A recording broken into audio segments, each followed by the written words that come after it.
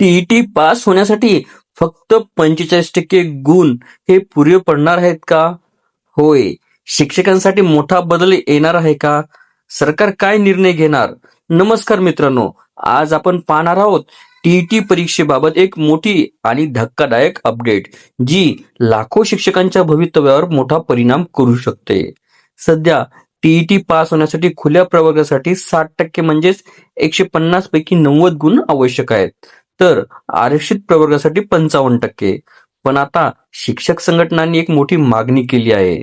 सर्वांसाठी फक्त 45% गुणांची अट ही लागू करा. विशेष म्हणजे माजी सैनिकांसाठी आधीच 45% गुणांची अट ही लागू आहे. आणि हाच मुद्दा पुढे करत शिक्षक संघटना म्हणत आहेत, मग सर्वांसाठी का नाही? पण इथेच येतो खरा ट्विस्ट.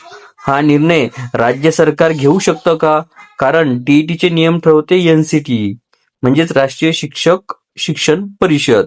2010 मध्ये एनसीटीनेच टीईटीची पात्रता ठरवली आणि त्यानुसारच आजही 60% आणि 55% नियम हे लागू आहेत.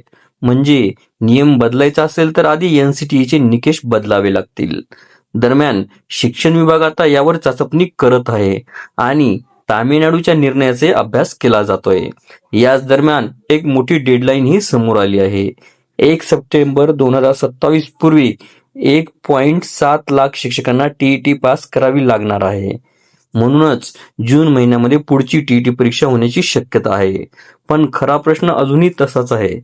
45% नियम लागू होणार आहे का नाही? तुमचं मत काय? कमेंट करून नक्की सांगा.